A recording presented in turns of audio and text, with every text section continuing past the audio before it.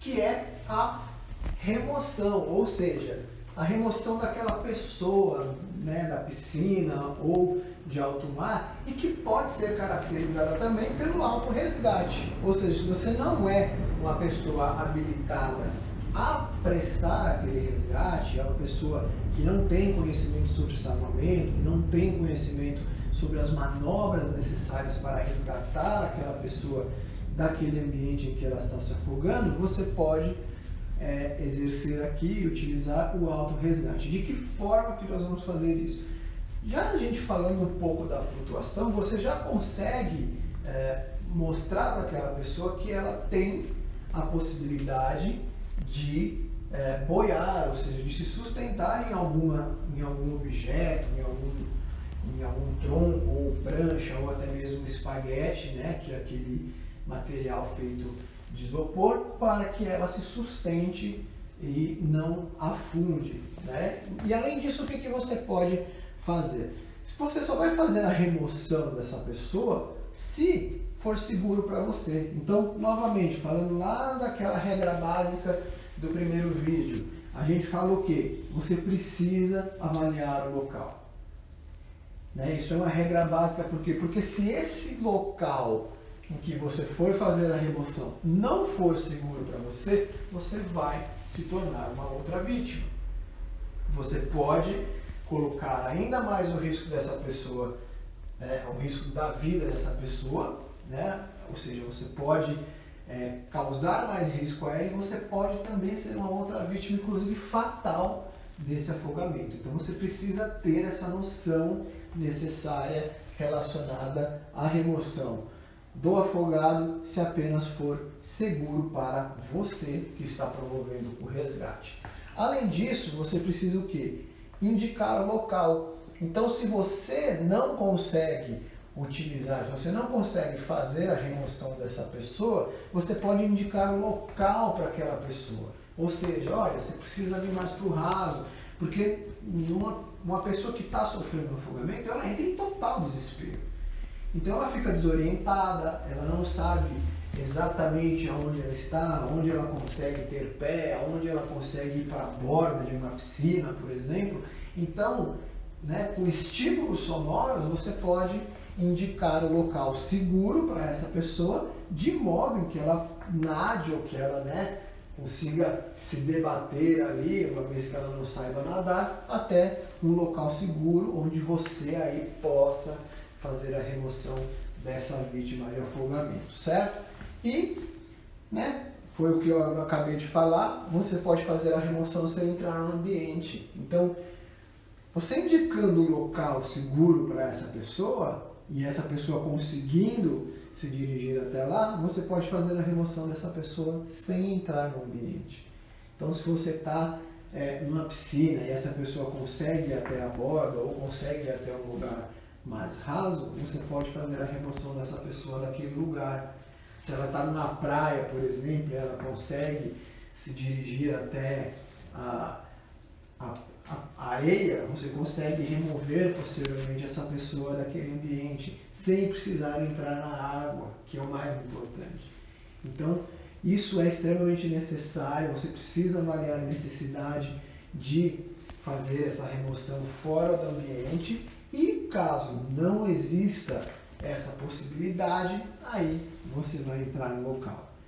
E entrar no local requer, mais uma vez, eu estou sendo bem pontual com relação a isso, você precisa analisar as regras básicas de local, de resgate e da possibilidade de você nadar, de você saber realizar aquele resgate, porque você pode novamente se tornar uma vítima de afogamento, inclusive uma vítima fatal daquela situação. Tá? Então, essa remoção ela está relacionada muito mais ao autorresgate, ou seja, aquela pessoa, né, que recebeu a flutuação, que é o nosso terceiro elo ali da cadeia de sobrevivência, que ela consegue se locomover até aquela situação. E um outro exemplo muito recorrente, você pode utilizar aquelas boias de salvamento. Então, por exemplo, se você está em alto mar e a pessoa acabou indo nadar no alto mar, você parou com uma lancha lá e essa pessoa resolveu mergulhar e ela começou a se afogar.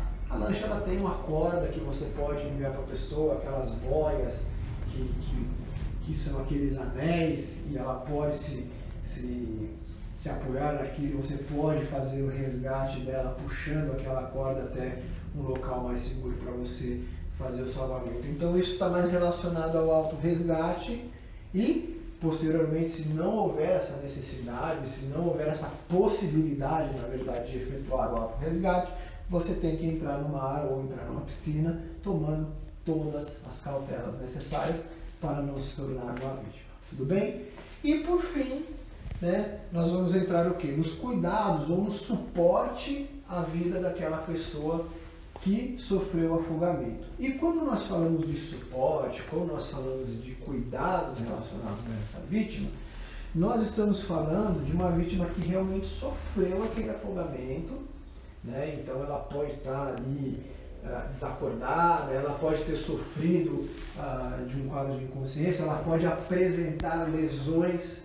Então nós não sabemos se aquela pessoa ela sofreu alguma lesão e essa lesão desencadeou esse afogamento. Então, por exemplo, você tem uma criança que está brincando na água e de repente ela mergulha.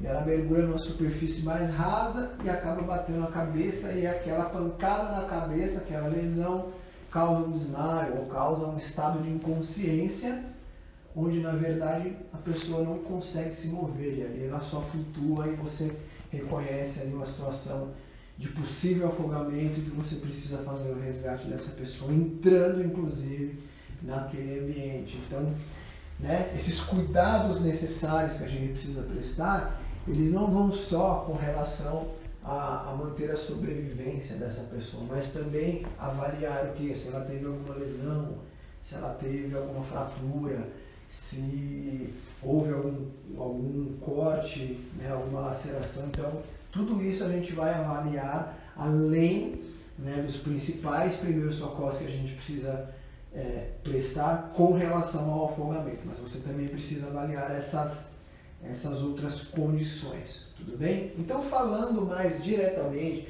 sobre a questão dos cuidados e do suporte à vida dessa pessoa afogada, a primeira coisa que a gente precisa verificar é o quê?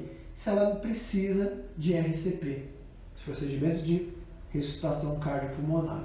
E como é que nós vamos fazer isso? Se ela estiver desacordada, se ela não estiver respirando, você vai verificar ali o estado de consciência dela, se ela respira ou não, se ela está acordada ou não, e você vai proceder ao RCP, procedendo da seguinte forma: ventilações e compressões torácicas, né? Então a gente coloca essas ventilações, por quê? Porque ela pode fazer a desobstrução das vias aéreas, ela pode fazer ali com que essa pessoa volte a respirar, certo? E aí, no caso, essas ventilações, elas são extremamente importantes no caso de afogamento, porque você pode trazer uma sobrevida para essa pessoa, bem como essas compressões que você precisa fazer, certo? Então, a principal manobra que você vai fazer aí é relacionada ao RCP, ou seja, a ressuscitação cardiopulmonar dessa vítima de afogamento.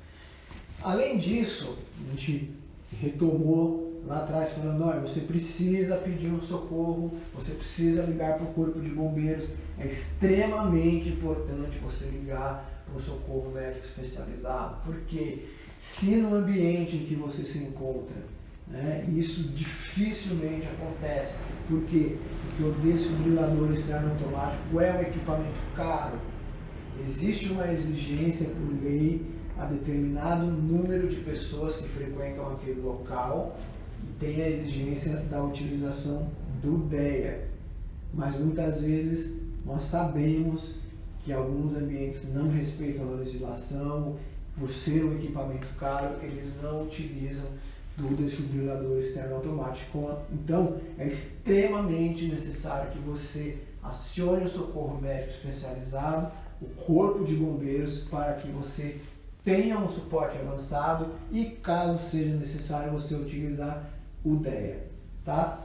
E quais são as condições para você utilizar esse DEA? É lógico, essa pessoa entrou numa parada cardiorrespiratória, então você precisa utilizar ela, mas você precisa lembrar do seguinte: você está num ambiente que contém água, então muito provavelmente você pode estar numa beira de uma piscina, dentro de um clube, você pode estar na praia, onde você removeu aquela pessoa ali para uma areia, mas que ainda existe uma correnteza, ou seja, a onda ainda vai e volta e aquela pessoa ainda tem o contato com a água. Você pode tirar essa pessoa e colocar na beira de uma piscina e aquele ambiente, aquele assoalho ali, aquele chão ainda esteja molhado. Então é extremamente importante que você faça o quê? Que você remova essa pessoa de um ambiente que contenha água.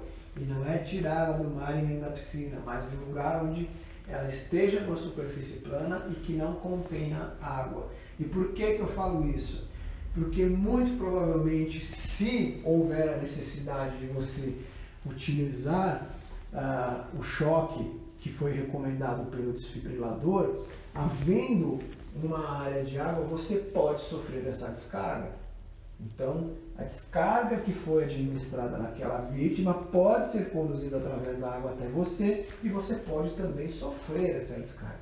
Então, é extremamente importante que você esteja o quê? Num lugar plano, até mesmo a fim de você proceder com RCP, né, as ventilações e compressões, e posteriormente para você não sofrer essa descarga. Então, você precisa estar num ambiente plano e seco para proceder aí com a utilização do desfibrilador. Além disso, né, nós sabemos que após efetuar o resgate, essa pessoa ainda está molhada. E para você utilizar as pás do DEA, você precisa fazer com que essa pessoa esteja seca. Então, antes mesmo de você colar as pás do DEA nessa vítima, você precisa secar aquela área que você vai utilizar as pás. Por quê? Porque ela pode não fixar direito no corpo dessa vítima. E a leitura que é feita pelo desfibrilador não pode ser tão eficaz de modo a não administrar os choques, certo? Então você precisa ter aquele ambiente seco. Também a vítima precisa estar seca para que o resultado prático relacionado à utilização do desfibrilador ela seja eficiente, certo? E verificar aí a respiração. Então, se essa pessoa realmente voltou, se foi administrado o choque, se você fez as compressões e ela voltou ao seu estado, ela voltou a respirar, a condição vital dela está estabelecida, você precisa manter ela respirando e vigiar essa pessoa. Porque o que acontece? Ela pode entrar novamente numa parada. Então você vai colocar aquela pessoa numa posição de descanso, numa posição de repouso, sempre voltada de frente para você, certo? E verificar se ela continua respirando. E por que nós falamos isso? Porque no afogamento, a pessoa, essa vítima de afogamento, ela pode entrar em apneia. E ela entrando em apneia, ela pode evoluir o quê? Para uma parada cardiorrespiratória. Certo? Então, tudo isso que a gente traz aqui, todos os 5 elos relacionados à cadeia da sobrevivência, é para que você tenha uma eficácia no seu atendimento, que você saiba principalmente como proceder de maneira detalhada, de maneira segura, de maneira eficiente, principalmente oferecendo o auxílio a essa vítima de afogamento e, por outro lado, também evitando que você se torne uma vítima dessa condição. E, posteriormente, fazendo um atendimento necessário, um atendimento eficaz, um atendimento extremamente calmo, sereno, de forma totalmente lúcida, a fim de recuperar ali as condições vitais, a sobrevida dessa vítima de afogamento. Tudo bem? Então, esses foram os primeiros socorros relacionados ao afogamento, como você deve proceder, o que significa o afogamento, ou seja, a insuficiência, o processo de insuficiência respiratória, que é um conceito trazido pela Organização Mundial de Saúde, as regras básicas voltadas ao afogamento, então como você deve proceder, avaliar o local, avaliar se há necessidade de você adentrar naquele local para efetuar o resgate, as condições que você precisa ter, ou seja, você precisa saber nadar para efetuar aquele resgate ou não, como você procede com a cadeia de sobrevivência, então falando da flutuação, falando do reconhecimento do afogado, da flutuação dele, da prevenção, remoção e dos cuidados necessários, certo? De como você vai proceder dessa forma a fim de trazer a vida ou até mesmo a sobrevida dessa pessoa. Tudo bem? Então ficamos aqui com mais um conteúdo relacionado a primeiros socorros, no que tange ao afogamento. Então se você gostou, curta o nosso vídeo, siga-nos nas nossas redes sociais aqui no YouTube, no Instagram e no Facebook, no safe.365, ative as notificações aqui no YouTube e se você gostou, faça um comentário, se tiver alguma dúvida pode deixar a sua pergunta aqui nos comentários que nós vamos responder ou nos stories ou por mensagem. Tudo bem? Muito obrigado pela sua audiência, ficamos com os próximos vídeos e até lá!